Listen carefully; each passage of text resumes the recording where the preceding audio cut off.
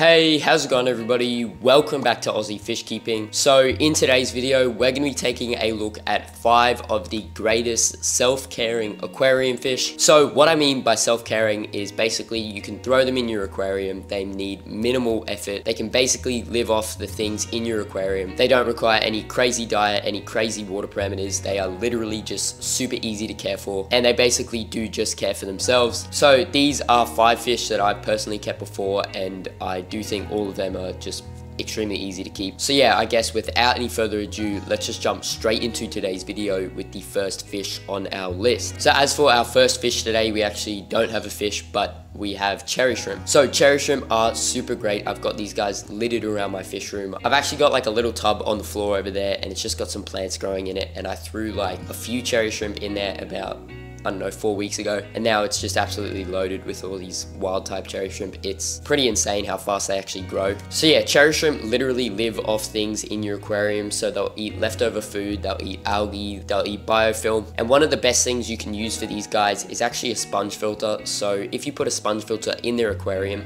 the sponge filter will suck up any of that leftover food. It'll house microorganisms, and the cherry shrimp can just go sit on the sponge filter and graze off it throughout the day. So if you actually get a colony of about 10 of these guys, throw them in your aquarium, you will notice in a few weeks you'll have hundreds of babies.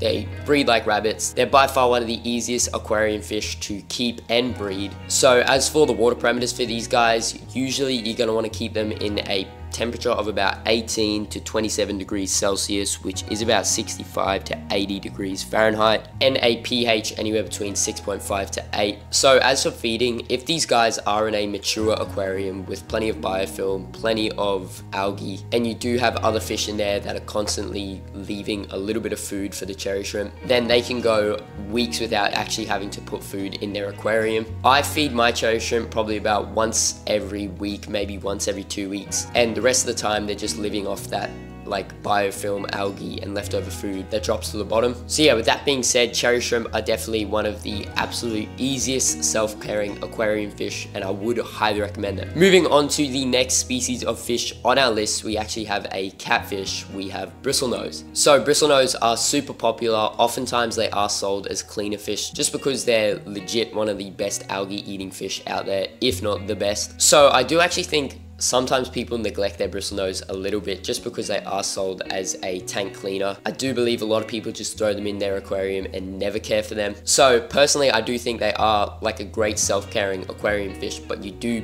need to provide them a little bit of care. So in a mature tank with plenty of algae in there, plenty of wood, plenty of biofilm, these guys could definitely go around a week without eating. I personally throw algae wafers in my tank about 2 times a week, but besides that, I do nothing else for them. They just basically graze off the algae and the biofilm. They'll also eat any of the leftover food my other fish don't eat as well. And one of my favorite things about bristlenose is they're one of the most peaceful aquarium fish out there. So they can go with pretty much any sort of tropical aquarium fish, including cherry shrimp. And that's just because they don't really have a mouth that's designed to nip at fish. They're more just got like a scraping sort of mouth. So they're not gonna annoy any of your aquarium fish whatsoever. As for water parameters for these guys, you're gonna want a temperature of about 22 to 28 degrees Celsius, which is about 72 to 82 degrees Fahrenheit, and you're gonna want a pH of around 6 to 7.5. Another thing I'd recommend with these guys is every now and then throwing in like a little bit of zucchini, green beans, or any other sort of green vegetables. So the way you can do that is just stab a little bit of zucchini or cucumber on a fork, drop it in your aquarium, come back maybe at the end of the day and take the rest out. And yeah, that's just a great thing to supplement their diet with. But yeah, bristlenose are another great self-caring aquarium fish, and I would highly recommend them. Moving on to the next species of fish on our list, we actually have another catfish. We have Corydoras catfish. So these guys are a little bit more self-caring than the bristlenose in my opinion, just because they will literally eat anything that falls to the bottom of your aquarium. Unlike the bristlenose, they don't actually eat algae, and they'll more so eat like the leftover food that drops to the bottom. And one of my favorite things to do with these guys is I'll actually collect up a few aquarium snails from my aquariums. I'll crush them and I'll drop them into my aquarium, and the little Corydoras will just run around and eat them all up. So they're actually super great at snail control, which I do think a lot of people don't actually know. So with these guys, you do, again, like the bristlenose, need to feed them some sort of sinking pellet or even frozen foods every now and then. But for the most part, they are just going to eat that leftover food that your other fish don't eat. So these guys are actually super peaceful as well. You don't want to be keeping them with things like cherry shrimp, but practically any other sort of tropical aquarium fish can go with them. So as for the water parameters for these guys, you're going to want a temperature of about 22 to 28 degrees Celsius, which is about 72 to 82 degrees Fahrenheit.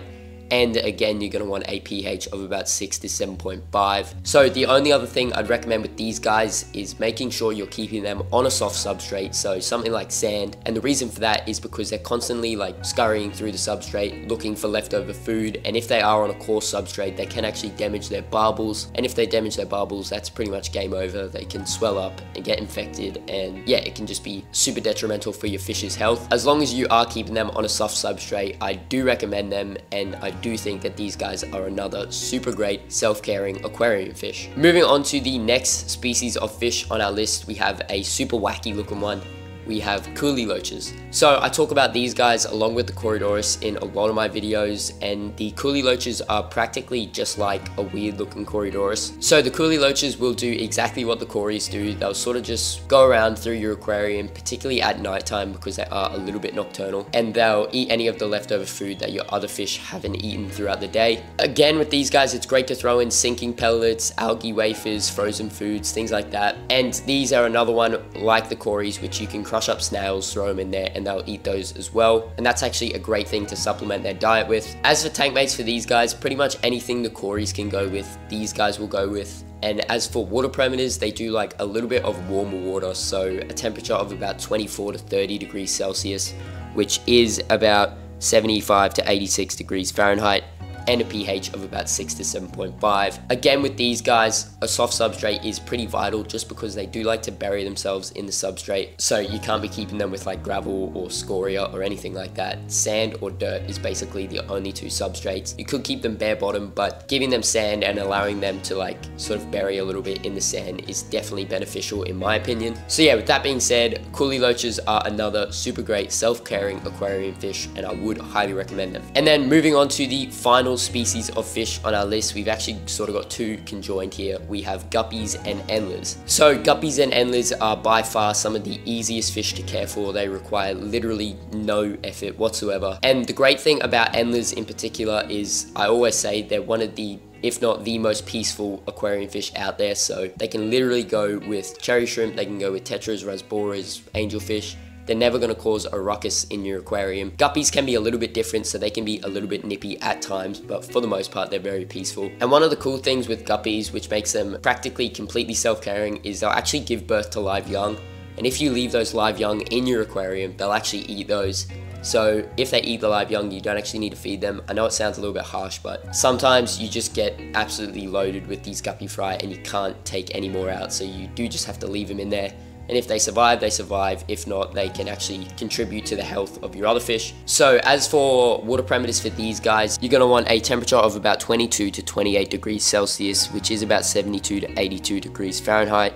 And you're going to want a pH of about 7 to 8. Now, in saying that, guppies are super cold tolerant and they can actually go outside here in Brisbane all year round. I haven't had any problems with them. Although if you do want to be breeding them all year round, you do want to have a heater in their aquarium just because they do prefer a little bit warmer water when they are breeding. Besides that, the only other thing I'd recommend is keeping lots of plants in their aquarium, just because if you do want to keep the fry, you do need somewhere for the fry to actually go away when they are first dropped in your aquarium.